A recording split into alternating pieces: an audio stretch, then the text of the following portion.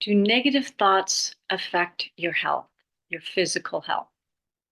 Well, the field of epigenetics says that the body's cells take cues not only from their DNA, but also from their environment. And depending on that environment, whether it's a positive or negative influence on the body, will determine the quality of your health, or at least contribute a lot to that. So, what is meant by environment? Well, there's a few different ones. The cells, what are the cells bathing in themselves? The fluids are composed of whether there's nutrients, depending on what kind of food you eat, the healthy quality of your food. Also, are there any toxins in the body, like molds or heavy metals? Also, are you hydrated enough? Are you getting exercise and abundant oxygen where the cells can really thrive? That's one area. Another environment is the physical space you're in. Is it peaceful? Is it safe? Or is it stressful? Are there loud or harsh people that you work with in the office that you go to every day that that would not be helpful to your physical cells? Even physical clutter in your environment can create tremendous stress on the body and the brain. And there are numerous studies that link clutter in the environment with physical tension, anxiety, focus issues, even memory problems. Another cue that your epigenetics are pointing to as far as environments that affect your health are your thoughts and emotions. Negative thoughts that you're having cause negative emotions that can cause chronic stress in the body. And that can trigger stress hormones like cortisol.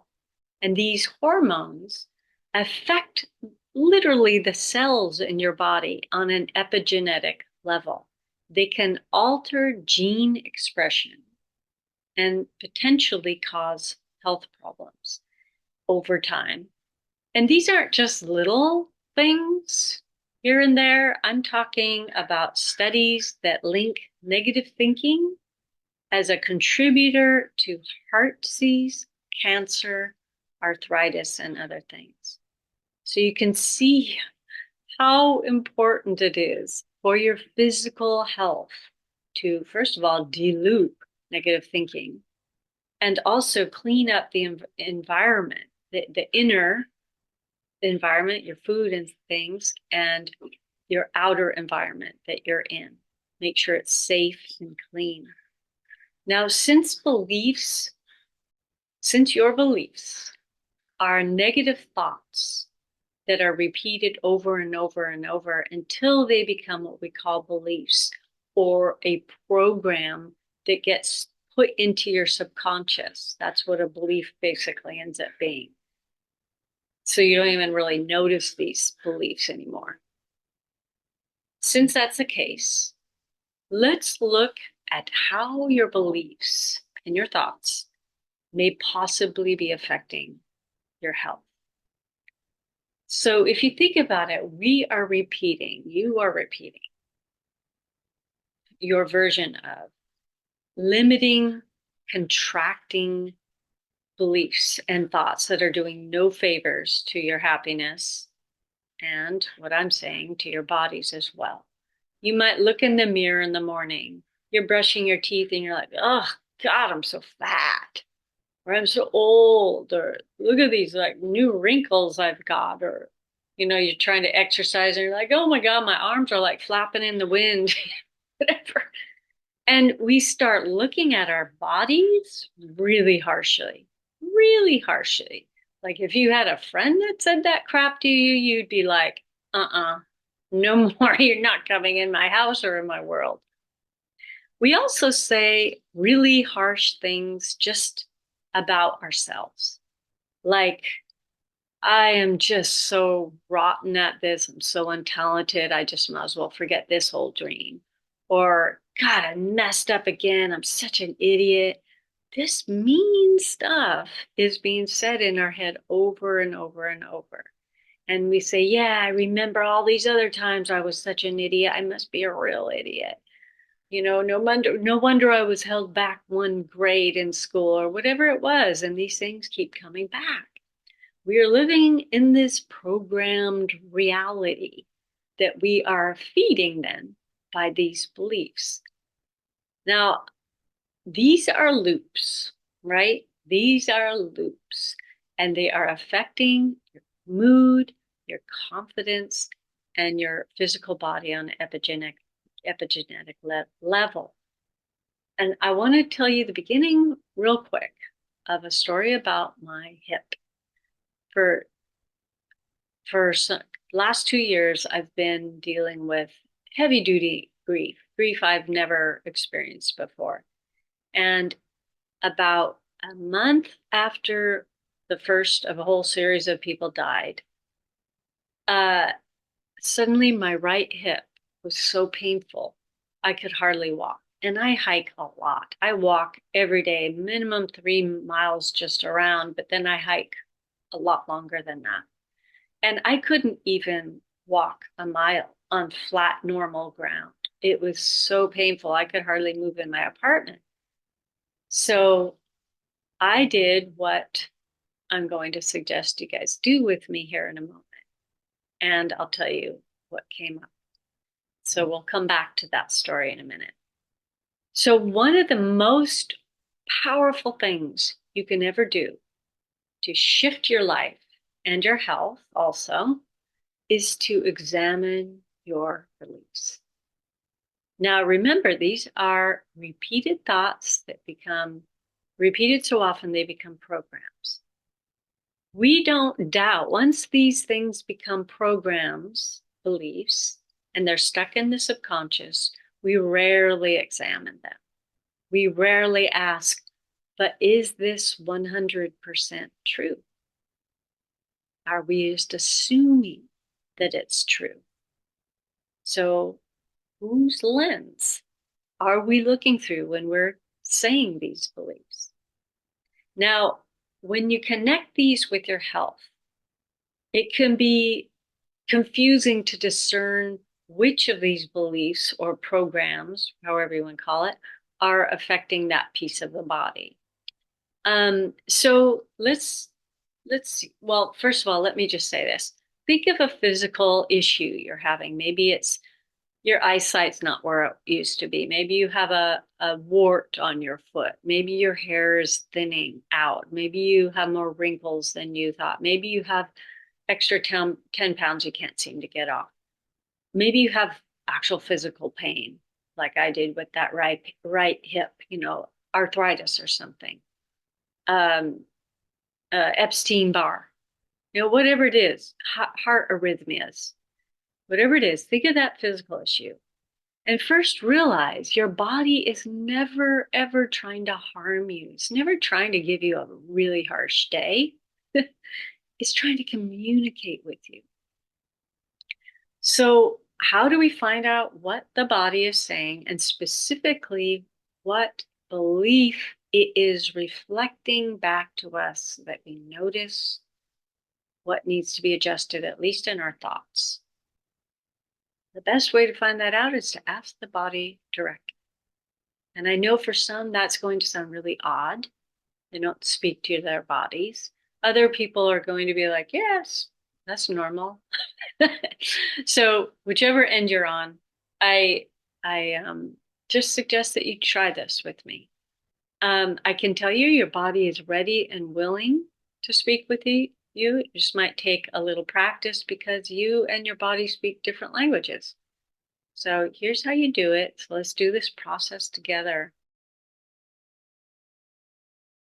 I'm going to slow this down just a bit, okay? So sit with your eyes closed. Take a few deep breaths to settle in. Allow your thoughts and your worries to go onto a back burner. And instead, focus your attention on your inner body. What's going on? inside the whole body. If you just tune in the body, not necessarily on pains or anything, but what is happening inside? Can you feel a heartbeat? Can you feel the energy moving around in there? Can you feel blood moving? Can you feel a pulse? Now focus on the one area you have a question about. Eyes that warped, constipation, extra fat somewhere, a pain. Put your attention on that area. And first, give it some affection. Give it gratitude for everything that elbow or eye or stomach, foot, whatever it is, has done for you. Let it know how much you are grateful for that body part to be there. And whether or not this feels like really weird to you or not, just let it know. Just say in your mind, if you want, that you're here to listen to it. And you're also here to help it feel better if you can. You're about to ask that body part some questions. Keep them as I talk, just keep focusing on that body part. So you're about to ask it a few questions. You may get an answer that appears in your head as a phrase. Usually it's the first answer in that case, and it's often very wise, but we'll see. It could also be a memory that pops up that's a clue for an answer. It may be an image or a symbol. It may be a sensation, a tingle, or a feeling of tears or anger.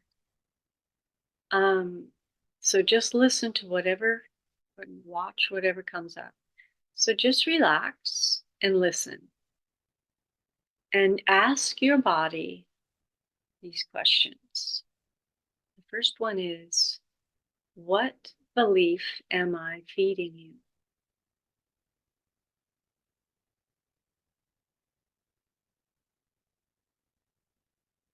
What program is causing this ill health or this pain or this imbalance? What program?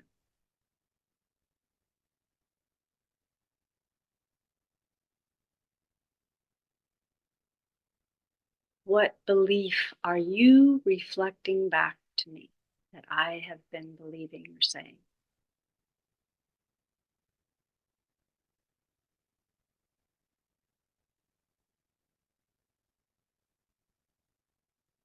Give you a moment just to ask anything else.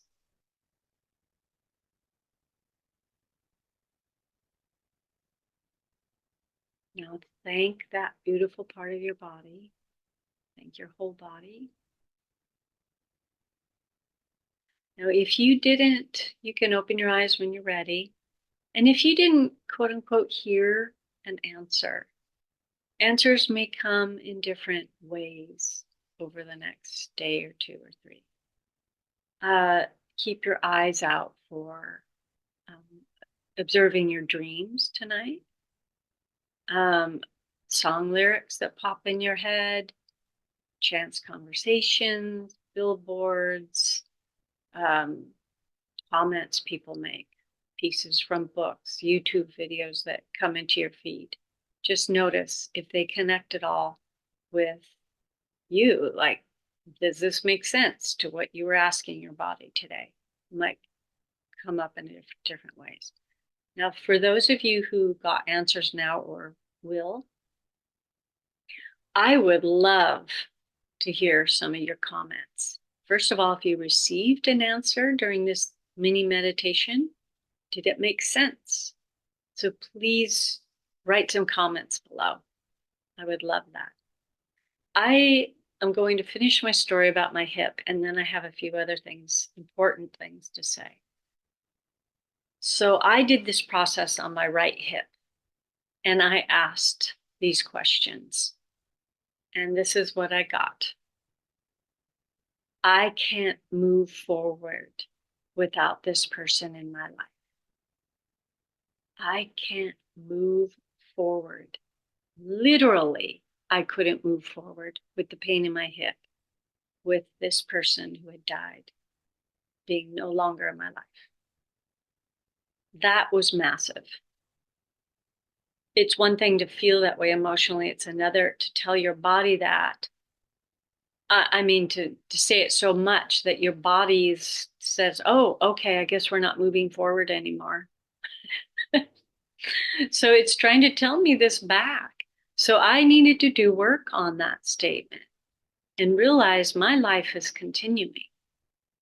So I did all sorts of other work, but the two things, well, two plus things I want to mention to you. One, de-looping, surprise, surprise, I'm bringing that up. De-loop these thoughts. Whenever I thought I can't move forward without this person in my life, I de-looped that thought and I thought, this is horrible I feel really, really sad without this person in my life. The last thing they would ever want is for me to not walk, not hike, and not move forward on any level with them gone. I 100% know that. So I de-looped that phrase. I also did EFT tapping. That really helps to reprogram these beliefs that are so unconscious.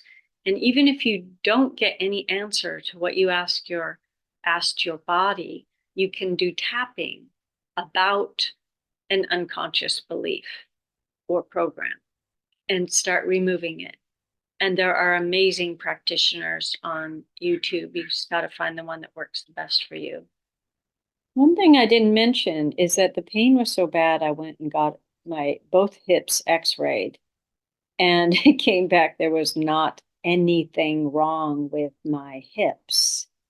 So as you can see here, I got very hard at work, de-looping and EFT tapping on that belief.